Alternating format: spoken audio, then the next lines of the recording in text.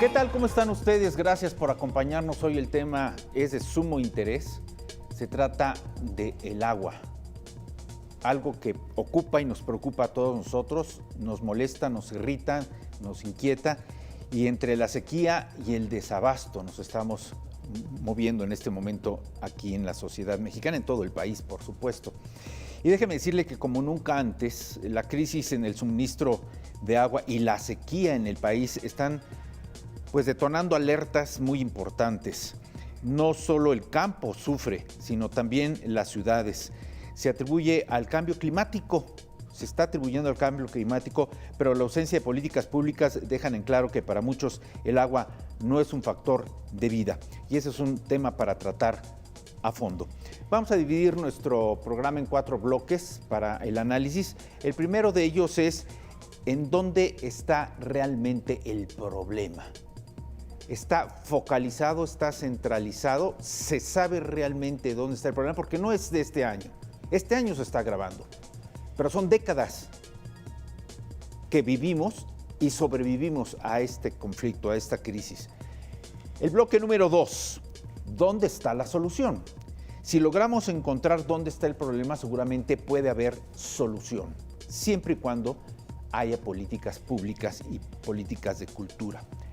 ¿Se debe al cambio climático realmente? Es nuestro tercer bloque. ¿Realmente es el cambio climático el que está acelerando este proceso de falta de suministro de líquido en todo el país? Y el cuarto, la negligencia oficial y la apatía social. Y bueno, me da mucho gusto que estén hoy con nosotros Fernando Cruz, que es titular de la consultora Mercados Agrícolas, Antonio Gutiérrez, que es fundador de Ciudad Posible, y Jorge Fuentes, que es el director del Consejo Consultivo del Agua. Muchas gracias por estar hoy con nosotros. Y yo quisiera, Fernando Cruz, iniciar. ¿Dónde está el problema? ¿Sabemos dónde está el problema? ¿Lo hemos ubicado? Mira, el problema, tú bien lo señalaste es un problema añejo el tema del agua. Uno, porque si lo vemos en la parte agrícola, las últimas presas y distritos de riego que se hicieron en México, pues se dejaron de hacer los distritos de riego hace casi 40 años. La última presa que se inauguró fue durante el sexenio de Felipe Calderón, fue una presa en Sinaloa, y de ahí hacia adelante no se ha hecho más distritos de riego, no se ha invertido en los distritos de temporal tecnificado, no se han creado nuevas presas. Y la solución que hemos malamente, en la parte urbana, que hemos desarrollado, en lugar de estar haciendo tratamiento de agua, estar cobrando bien el agua, estamos haciendo acueductos como el Cuchillo 2, que es un curita, para intentar paliar la falta de agua, por ejemplo, en Monterrey, o lo que se hizo con el acueducto Independencia, que llevaran agua desde Bicam, que le quitaron una parte del agua que se utilizaba para los riegos, para llevarlo hacia la zona de Hermosillo, cuando existen otras alternativas que son bastante viables, que es la inversión física para mejorar la conducción, para mejorar la eficiencia, para evitar las fugas, para el tema del reuso del agua, que justamente garanticen hacia futuro tanto el agua para el sector agroalimentario como el agua para el sector urbano. Ahora, ¿cómo entender, Fernando, cómo entender al campo sin agua? Si logramos dimensionar la geografía completa de nuestra nación, prácticamente ocupa todo el territorio europeo. Sin embargo, allá sí hay cuidado con el agua, sí hay riego, sí hay captadores de agua de lluvia, sí se alimenta al campo de agua. ¿Por qué en México no podemos hacer eso? Mira, tenemos que platicar de México, de dos Méxicos. Uno que es el México mesoamericano, que es una zona del centro para arriba del país que tiene una geografía, uno, accidentada, y dos, que tiene una geografía que es de un tema semiárido.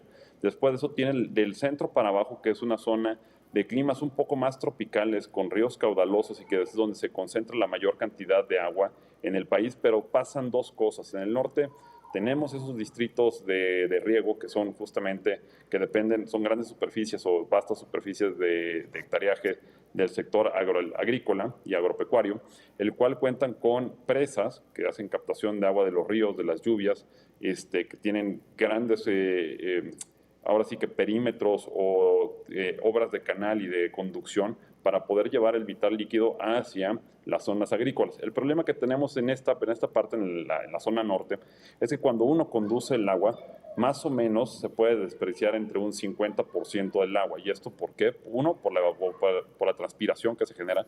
Ahora sí que los canales están abiertos, están en el efecto solar justamente hace que se evapore el agua y esto genera también una pérdida. Dos, no todos los canales están revestidos con concreto, que es una de las cosas que deberíamos de tener 100% tecnificados con inversiones públicas. Deberíamos tener eso, no lo tenemos, y también obviamente cuando el agua pasa por los canales pues se va perdiendo por la infiltración que se tiene natural hacia el suelo. Y tres, que es lo peor que tenemos, es cuando llega ya a la parcela. En la parcela, ¿qué es lo que hacen muchos agricultores que no tienen equipos de bombeo y que no tienen equipos de riego tecnificado, que puede ser riego por goteo, cintilla, pivote central o alguna otra técnica? ¿Qué es lo que pasa? Inundan la parcela, que es un tipo de riego que se conoce como riego rodado, y este tipo de riego es el más ineficiente. ¿Por qué? Porque la planta se le debe de dar el agua cuando está sintiendo determinados niveles de estrés hídrico, no llegar y simplemente arrasar, inundar la parcela y pues ahí algunas zonas quedarán muy húmedas, otras más o menos húmedas y otras no recibirán el agua porque también no están niveladas las parcelas. Entonces vemos ahí que este tipo de riego es muy ineficiente y obviamente eso merma la productividad. Si lo vemos ahora hacia el sur-sureste, que es donde están los mayores recursos hídricos, tenemos mucha lluvia, tenemos épocas en las cuales las presas están hasta el tope, por hablar del caso de Chiapas, que tienen que ser desfogadas y termina toda esa agua inundando regularmente lo que pasa en Tabasco, en la parte que son bajos de Tabasco, y que toda esa agua se desperdicia y se desperdicia porque termina yéndose al mar. Entonces, ¿qué es lo que falta aquí? Pues ahí también hacen falta infraestructura justamente para llevar esa agua que es estacional, porque también hay que decir una cosa, sí hay mucha agua en el sureste, pero también es estacional cuando se tiene tanta agua y que se debería estar aprovechando y que no se puede aprovechar porque no hay infraestructura que lo lleve hacia las zonas que son justamente productoras de granos, de hortalizas, del cultivos agroindustriales como puede ser la caña, como puede ser el café. Entonces tenemos esos grandes problemas en el sur-sureste. Es una falta de infraestructura por parte del gobierno y falta de planeación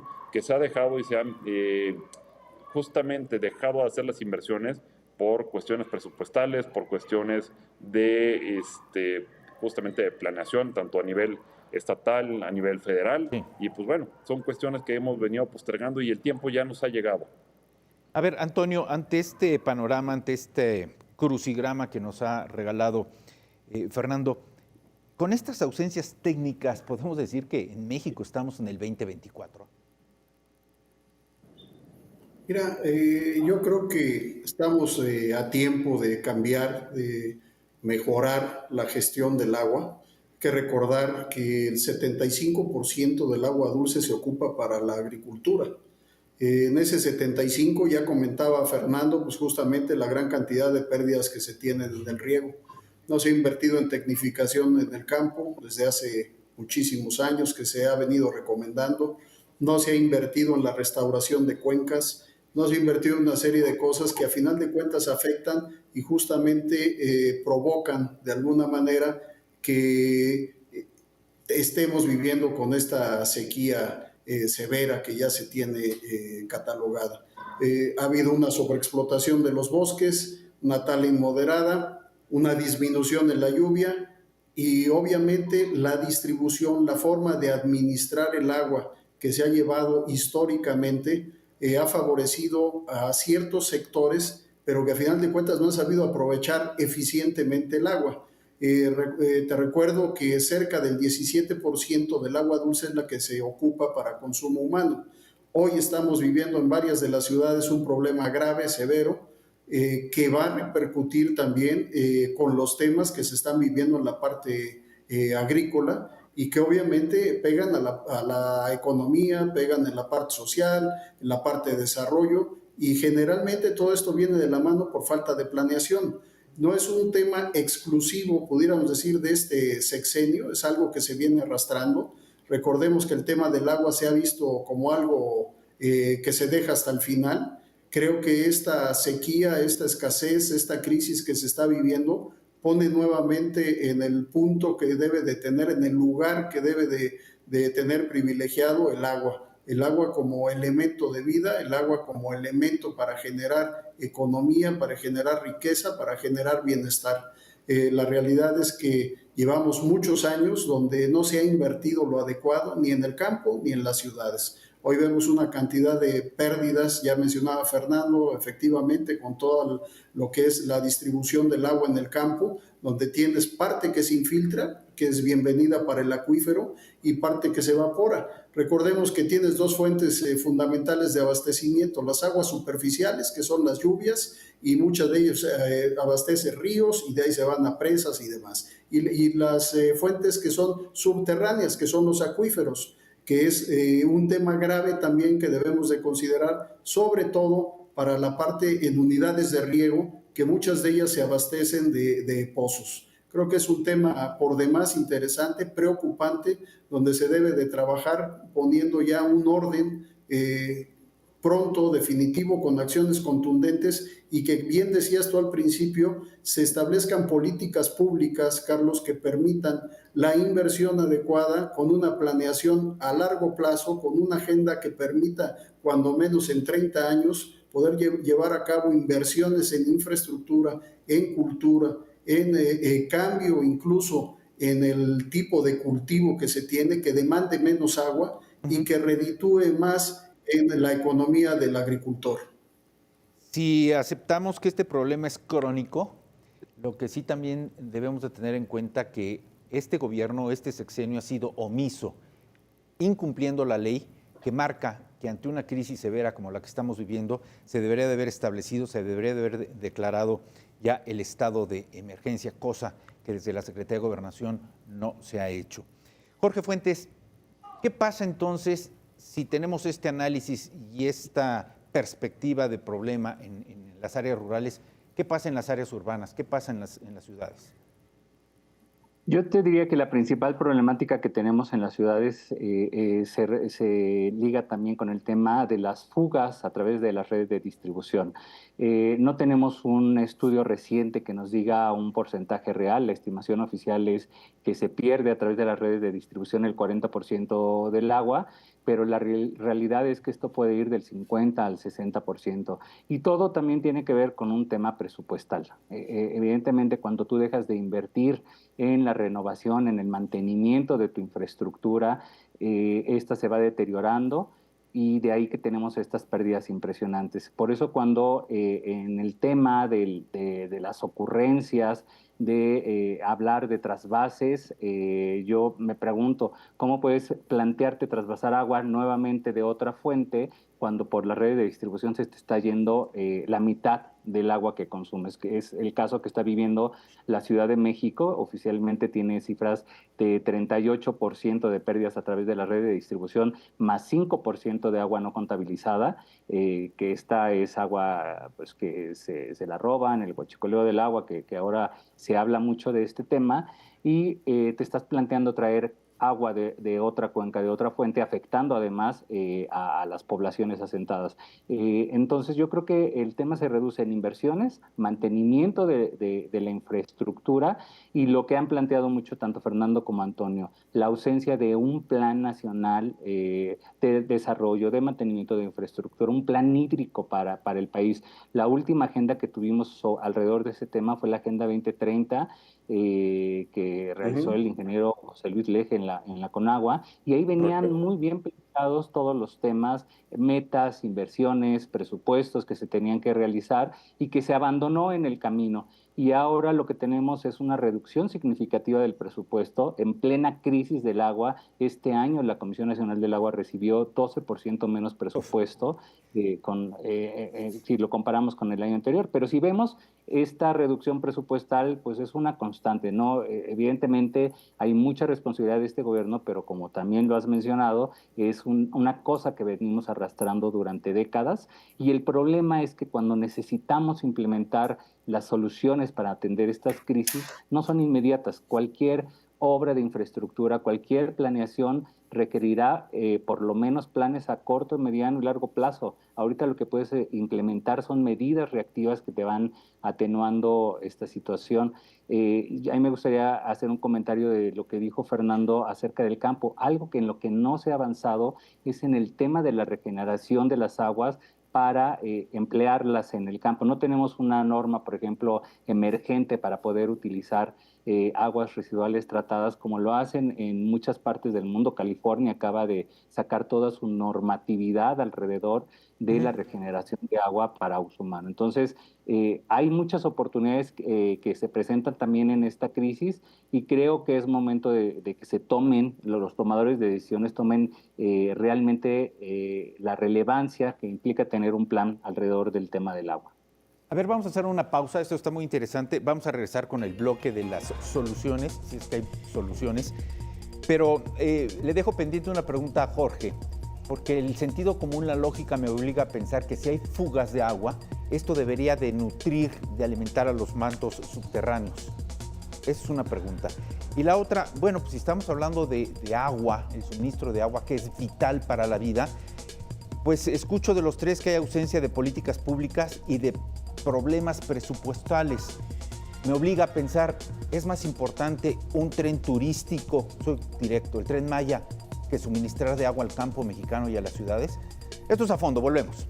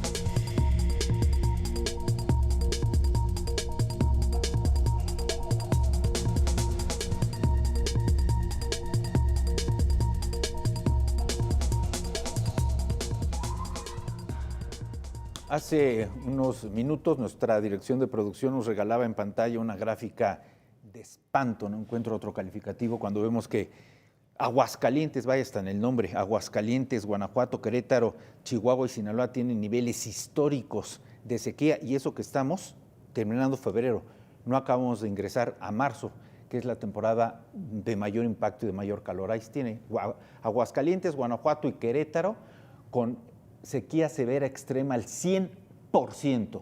Chihuahua y Sinaloa al 98.7 y 97.7%. Y entonces regreso a la pregunta y te la formulo, Antonio. ¿Cómo podemos hablar de problemas de presupuesto si estamos viendo las archimillonadas que se destinan, vamos, a una refinería para la quema de residuos fósiles o a un tren turístico? ¿Es más importante eso que cubrir de agua las necesidades de este país? Definitivamente no, Carlos, pero cuando tenemos tomadores de decisiones que simplemente tratan de minimizar, como en la Ciudad de México, diciendo que no hay crisis, quien baila a la mejor a Tlaloc, pensando que va a llover, o proponiendo que vamos a traer el agua de Tabasco en lugar de hacer propuestas claras para poder mejorar la producción y la distribución de agua, eliminar al máximo las fugas, recuperar el agua de lluvia, mejorar la infiltración, trabajar en el ordenamiento urbano, evitar las invasiones en las zonas de recarga, trabajar en la mejora del drenaje, separando el drenaje sanitario del drenaje pluvial, para que así podamos trabajar mejor en el saneamiento y en el reuso del agua, en el intercambio del agua, incluso en la agricultura, como ya mencionaban, cumpliendo las normas. Pues seguiremos viendo el espectáculo, ¿no?, de la danza con Tlaloc, de decir que no hay problemas, o bien con ideas bizarras de aprovechar ciertos acueductos, oleoductos, gasoductos, que es un tema que se tiene desde hace años para traer agua del sureste hacia el centro y el norte de la República, en lugar de pensar en la restauración de las cuencas, en hacer una muy buena gestión en las cuencas. Desde luego que el trasvase entre cuencas no es lo ideal, pero en casos específicos y en crisis como las que estamos viviendo, no tenemos otra más que aprovechar lo que ya tenemos establecido. Por ejemplo, en el caso de Valle de México, tenemos el sistema Cutzamala, que es el que nos abastece en una gran parte, el 30% al Valle de México, y la otra es que tienes que perforar más pozos para poder abastecer a gente que no recibe el agua. ¿Y eso qué hace? Que le pegas al acuífero. El acuífero, para recargarlo, bueno, vaya, el acuífero se ha formado a través de cientos de años, es una recarga muy, muy, muy lenta, y tenemos invadidas las zonas de recarga. El Cutzamala, tarde o temprano se va a recuperar, va a haber lluvias buenas, va a haber lluvias muy fuertes y se va a recuperar. Pero de que estamos viviendo hoy una crisis es cierto. ¿Y qué tiene que ver en toda esta crisis? La falta de interés de muchas autoridades en el tema del agua. Bueno, de que se tiene que recuperar, pues se va a recuperar. Estamos esperando la bondad de la naturaleza y las lluvias. Entiendo que en este momento, cuando debería estar a un 80% la capacidad del Cutzamala en la captación de agua, está apenas a un 30%. A ver, Jorge, yo tuve la oportunidad de entrevistar en su tiempo a la señora Sheinbaum, a Alejandro Encinas y a Marcelo Ebrard como jefes de gobierno, que presumían las obras magnas de los segundos niveles de periférico. A los tres les hice la misma pregunta: ¿y con qué se van a regar las áreas verdes? Ninguno contestó, pero lo peor, ninguno hizo nada. Y eso que la señora Sheinbaum se presume como doctora en ingeniera ambiental, y ve la crisis de agua que tenemos en este momento. Jorge, pero pues hoy vemos que la solución es pipas regando a las 12 del día sobre carriles de alta velocidad de periférico. Es decir, olvidémonos un poco del asunto del presupuesto, pero no tenemos la capacidad de pensar que podríamos tener captadores de agua de lluvia, aljibes, riego de aspersión, el suministro de agua que nos regalan los segundos pisos después de las lluvias. Todo eso no lo tenemos contemplado, y vuelvo a la pregunta que formulaba antes de la pausa, Jorge. ¿No el sentido común nos obliga a pensar que las fugas podrían estar alimentando, pues, los mantos subterráneos de agua? Mira, esta última pregunta, hay toda una literatura que dice que sí, que efectivamente parte de lo que se fuga a través de las redes de distribución sí te ayuda o tiene un impacto en la recarga del acuífero, pero no es al 100%. O sea, no todo el agua que se te fuga se va directamente a la recarga del acuífero, y también depende por dónde pasen esas tuberías. Yo te diría que las últimas administraciones en el gobierno de la Ciudad de México pues han desarrollado algunas obras importantes como la sectorización de la red, que es muy importante. Cuando tú empiezas a hacer cuadrantes y empiezas a sectorizar la red, tienes mayor facilidad para manejarla, para controlar las presiones.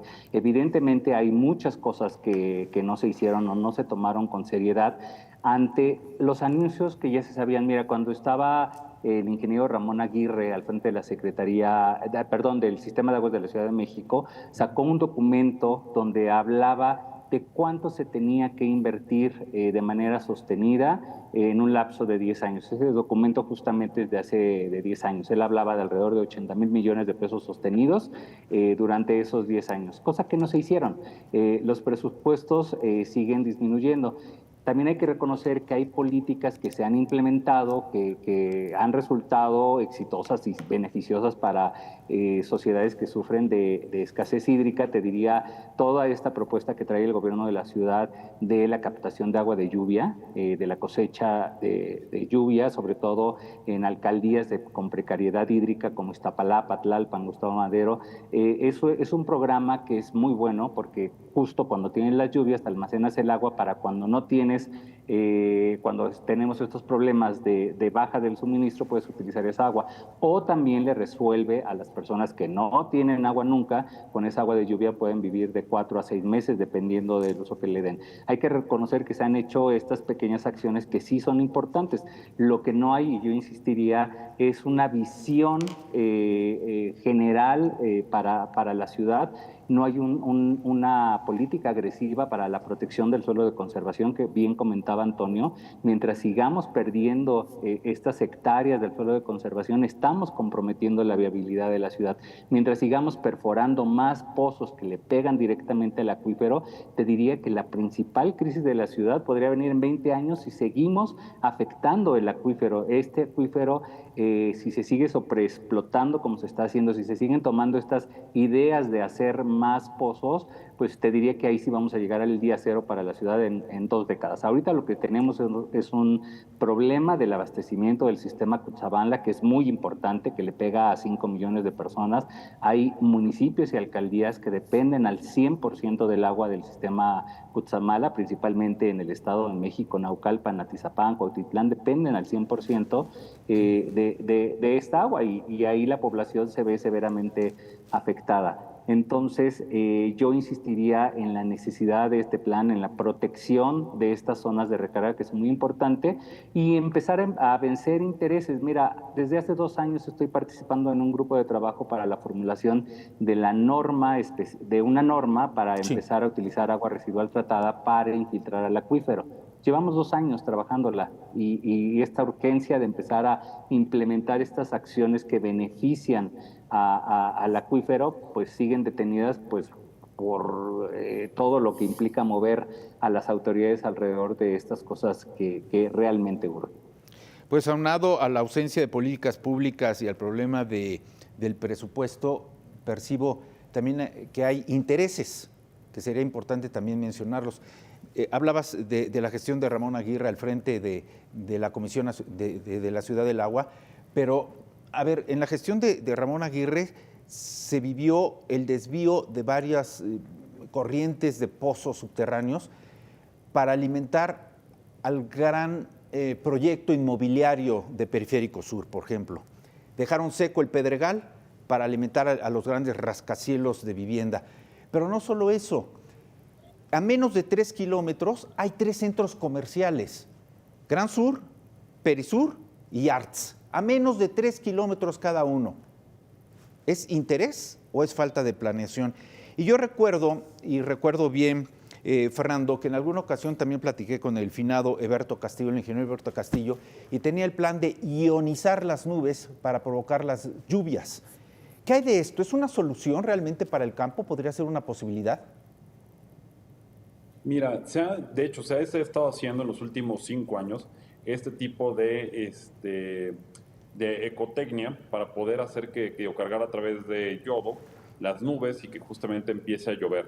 Y eso fue parte de lo que pasó el año pasado y el antepasado, que justamente la Marina y el Ejército, que hacen de todo en este país, ahora también se dedican a hacer eso. Antes también lo hacía la Conagua, hoy lo hace el Ejército, se bombardean las nubes y justamente eso empieza a generar que todas las moléculas que podrán generarse para agua se vayan juntando y después de eso haga una precipitación. Pero el tema de esto es, tú no puedes hacer que directamente ves una nube que está encima de la Ciudad de México y que esa directamente la bombardees y que después de eso, con eso genere y que caiga exactamente en el Cutzamala. Las nubes se mueven por todas partes y no es un método que el 100% que le das un tipo de tratamiento te va a hacer que llueva. Tiene que tener también cuestiones de la presión atmosférica, tiene que ver la cantidad de viento, tiene que ver muchísimas condiciones para que suceda esto. ¿Es una solución parcial? Sí, pero se deberían estar haciendo unas cosas que estamos dejando de lado y que creo que Jorge y Antonio van a coincidir conmigo.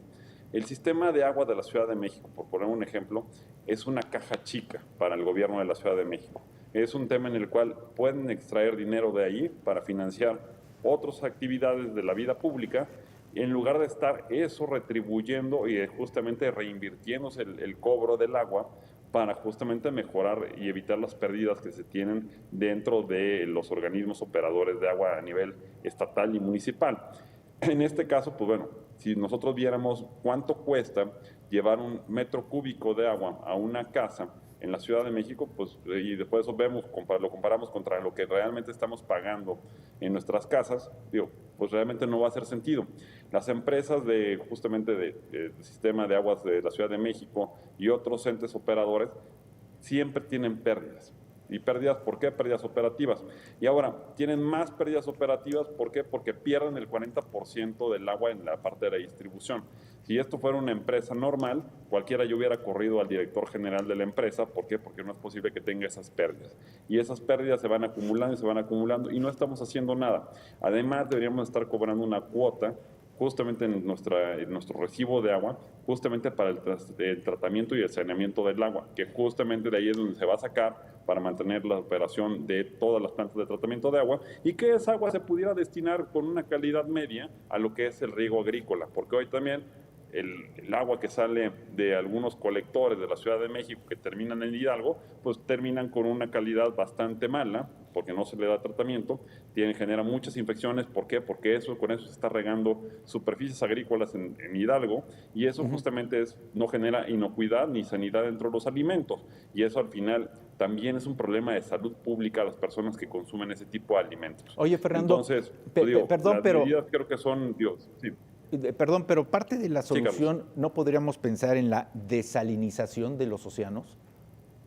¿No tendríamos que estar invirtiendo en eso? De hecho, en Baja California hay un excelente ejemplo de eso en el tema agrícola. El tema de una planta desalinizadora que se puso en el sur de Baja California, esto se hizo con dinero privado. Esto es una desaladora de agua que le da a cientos de hectáreas y miles de hectáreas de berries, les da agua potable. Bueno, no agua potable, le da agua suficiente para que se produzcan las berries. Es un cultivo de alto valor de exportación que las personas que vieron eso dijeron, ¿hace sentido que estemos metiéndole esto? Sí, porque el valor del producto lo supera con creces y lo puede pagar y lo puede hacer en un financiamiento de largo plazo. En las ciudades podría ser viable esto, pero adivina qué, si no nos cobran lo que realmente cuesta el agua, pues realmente esto jamás va a ser posible. ¿Por qué? Porque si el presupuesto se lo dedican a temas de infraestructura, como puede ser un tren que también no es sustentable, una aerolínea que no es sustentable, una refinería que no es sustentable, pues no hay dinero que alcance para estar alimentando esos proyectos faraónicos y además atender las necesidades reales de México, que hoy estamos viviendo una crisis del agua en todas las dimensiones, no solamente en lo urbano, sino también en lo rural y el desarrollo agropecuario. Tendríamos que armar un programa especial para saber si la solución de nuestros problemas está en que paguemos más o paguemos menos las tarifas, porque si de eso se trata, bueno, pues ya vemos las gasolinas. Se nos prometió a principio de sexenio que estaría a 10 pesos el litro de combustible y estamos cerca de 30 y no se ha solucionado el problema del huachicoleo, ni del suministro, ni de la calidad de los combustibles. A ver, Jorge, ¿por qué la Universidad Nacional Autónoma de México sí puede ser autosustentable en muchas cosas, particularmente en el agua, y la ciudad no? Y ahí no estamos hablando ni de presupuestos, ni estamos hablando ni de tarifas, ni de costos. ¿Por qué la ciudad universitaria sí es autosustentable y la Ciudad de México no puede hacer eso? Bueno, principalmente porque en la universidad aprovechan la innovación tecnológica, digo, tienen todo implementado en Ciudad Universitaria, esto que le llaman la red agua, la red Puma Agua, donde ellos ahora pusieron bebederos para toda la comunidad universitaria. ¿Y qué hicieron para ganarse la confianza de los universitarios? Pusieron un monitoreo en tiempo real. Tú te paras en un bebedero, descargas la aplicación y ves la calidad del agua que te está ofreciendo ese bebedero. Entonces hacen una combinación de innovación, de transparencia de la información, porque muchos de los temas del agua, y Fernando lo comentó muy bien, no sabemos con qué se están regando las aguas del Valle del Mezquital realmente, y ahí tenemos un problema de salud pública. De hecho, la información sobre la calidad del agua que se va a través de las redes de distribución es muy dudosa y muy poca información al respecto. Entonces, todo también tiene que ver con innovación, con empezar a implementar proyectos. Mencionó ahorita Fernando el caso de Baja California, pero en Aguascalientes también desde hace 7 años en el Distrito de Riego 001, justamente hicieron una reconversión productiva, cambiaron a berries, tecnificaron las hectáreas y ahora tienen un ahorro de cerca del 80% del agua que se consumía para ese distrito de riego, ahora se liberó para el uso urbano, para el uso de las comunidades. Entonces, es un tema de que necesitamos recuperar la prioridad que tiene la agenda del agua. Si no le damos ese nivel de prioridad, pues justamente vamos a destinar bolsas de dinero, y yo te diría, el presupuesto de la Conagua es la mitad de lo que se destina para el pago por la cancelación por el aeropuerto de Texcoco. Nada más. Así de abismal, nada más por mencionar un ejemplo. Entonces, Sí. este gobierno anunció 13 obras prioritarias, bien lo dijo Fernando, la presa de Cuchillo, pues es un curita lo que se está haciendo con el Cuchillo 2, sí va a dar agua para unos años, pero no es tampoco la solución, se deberían implementar acciones. Mira, cuando anunciaron las medidas de reducción de suministro de agua para la Ciudad de México, la Secretaría del Medio Ambiente de la Ciudad de México hizo un anuncio que nadie tomó en cuenta. Ella decía que si tú invertías 500 millones de pesos durante 7 años para revegetar los bosques de la zona de la presa del bosque de Michoacán, podrías garantizar por lo menos 10 años de agua constante para la zona de esa cuenca. Son cosas que tendrías que empezar a hacer, pero no las implementas. 500 millones de pesos para los gobiernos lo pueden realizar con muchísima facilidad. Y ahora, otro tema importante, este gobierno tiene un terror a hablar de las inversiones privadas.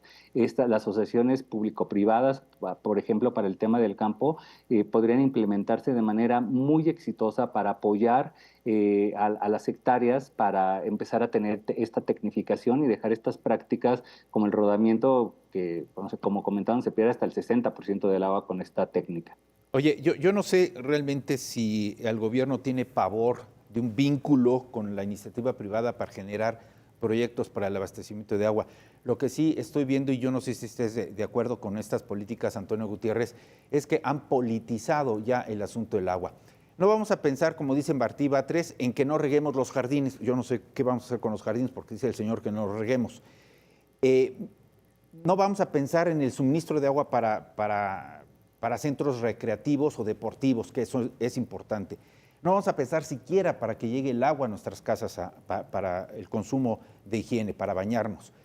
Pensemos en hospitales, pensemos en comunidades marginadas, pensemos en grupos vulnerables.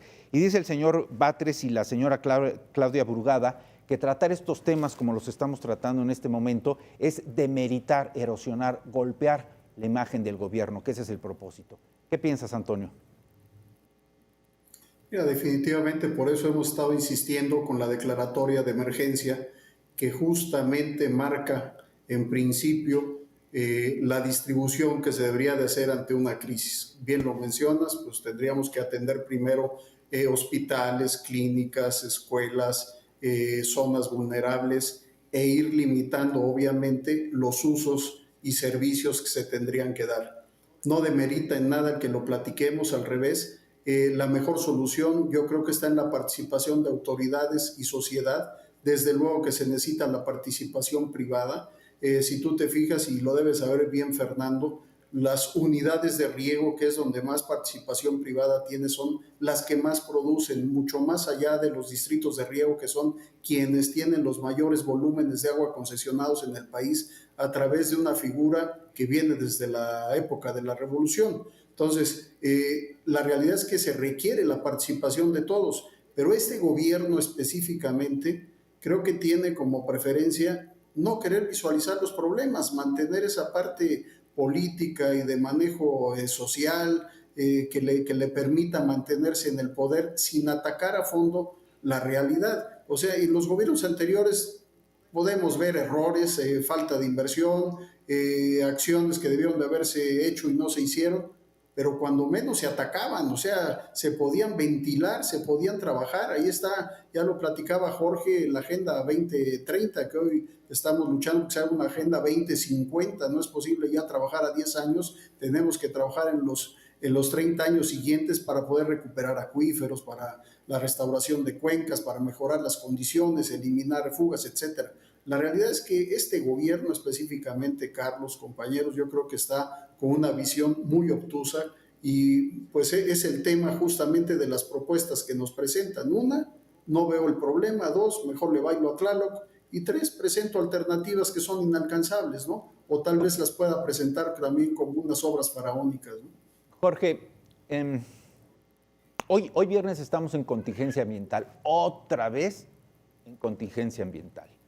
¿Podemos echarle la culpa de la crisis del agua al cambio climático? Mira, tiene, sin lugar a dudas, la crisis climática tiene una afectación directa justamente a muchos patrones que estamos viviendo. Estamos por terminar el ciclo de del niño, perdón, y vamos a empezar el ciclo del fenómeno de la niña. ¿Qué va a pasar cuando se desarrolle la niña? Justamente va a coincidir con nuestra temporada de lluvias. Se estima que se desarrolle entre junio y julio de este año y que son los meses en que nos llueve. ¿Qué podemos esperar con este fenómeno? Sí va a haber una temporada de lluvias, pero va a haber menos agua. ¿Qué va a pasar si hay menos agua? Pues se va a empezar a acentuar el tema de la sequía en el territorio.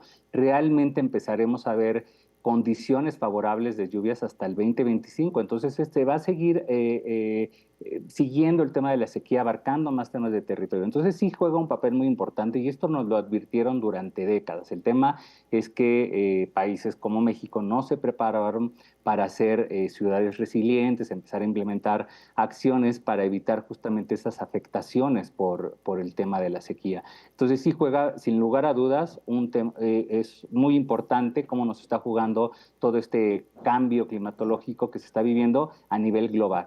Mientras aquí vamos a tener lluvias moderadas, en Asia, en la India, en Australia van a tener lluvias torrenciales. Así juega ahorita la naturaleza. Entonces sí tiene, sin lugar a dudas, una afectación muy importante, pero aún en estas cuestiones de crisis, pues hay muchas oportunidades que se deberían de estar implementando, te digo, no en el corto plazo, pero sí para irnos preparando, porque este tema de la sequía ya no va a ser un asunto estacional, que 4 años de sequía, 5 años de sequía, realmente es algo a lo que tenemos que acostumbrar porque ya va a ser una constante de aquí en adelante. Fernando, ¿qué puedo hacer para tener agua en casa? Independientemente de las tarifas, de los costos, de las tuberías, del presupuesto, porque es curioso, abrimos el grifo, no sale agua, sale aire, pero nos siguen cobrando tarifas. A ver, ¿qué puedo hacer para cultivarme en el cuidado del agua? Mira, empezaría con una cosa muy, muy clara que también Jorge lo mencionó, el tema de nuestras ecotecnias que podemos llegar a tener en casa, la parte de la cosecha de lluvias. Y eso te lo pongo como ejemplo aquí en el condominio en el cual yo vivo. Nos estamos poniendo ya de acuerdo los vecinos justamente para ampliar las inversiones que tenemos en captación de agua. Y esta captación de agua, ¿por qué? Porque de repente llueve y toda esa agua se estaba yendo y se estaba desaprovechando del condominio y se iba directamente hacia el sistema pluvial de agua de la Ciudad de México. En lugar de nosotros poderlas mantener y con ese mismo agua pues, empezar a regar jardines, poder utilizarla para lavar algunos carros y utilizarla otra vez para el ciclo de nuestro mismo condominio. Eso creo que es una de las primeras cosas que tenemos que pensar. Tenemos que pensar en la colectividad a falta de un Estado que nos esté ayudando para justamente garantizarnos este derecho humano que es el tema del acceso al agua. Oye, Fernando, ¿y esto implicaría... Sí. Perdón, ¿esto implicaría obligadamente un cambio al reglamento de construcción? Es decir, que cada unidad de condominal o edificio tenga captadores de agua. De hecho, eso debería ser, y también, digo, gran parte de las agendas que se han estado impulsando por diferentes organizaciones es justamente eso. El tema de las nuevas construcciones tienen que venir con mejores ecotécnicas que nos ayuden, uno, a ahorrar agua, dos, a tener sistemas fotovoltaicos también que nos ayuden a generar menos contaminación a través de exigirle menos a la red eléctrica, estar captando el agua, utilizarla dentro de los sistemas o dentro de las actividades que se tienen que llevar a diario dentro de los condominios. Y pues bueno, esto obviamente exige también a las familias que invirtamos una parte. Cosas que se pueden hacer son financiamientos blandos y verdes que se puedan obtener, que hay muchas líneas de crédito a nivel comercial y a nivel también internacionales para ayudar a los gobiernos de los estados para que se lleven a cabo estas inversiones que puede ser otra vez público-privadas o público-privada social en este caso, porque también nosotros como ciudadanos tenemos que poner nuestra granito de arena. De hecho, si ya estamos aprendiendo a cultivarnos en el uso de celdas solares, bien podríamos hacerlo, como bien lo indicas, Fernando, en la construcción, que no es caro, la construcción de captadores de agua, de aljibes, de bóvedas de agua.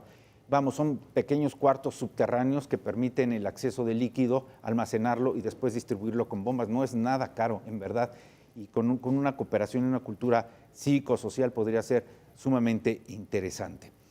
Yo quiero agradecer a Fernando Cruz, a Antonio Gutiérrez y a Jorge Fuentes el haber estado hoy con nosotros, plantearnos un primer empujón de esta crisis severa que se avecina y se avecina muy fuerte. Yo pienso que apenas estamos empezando y vamos a ver cómo podemos sobrevivir al mes de marzo.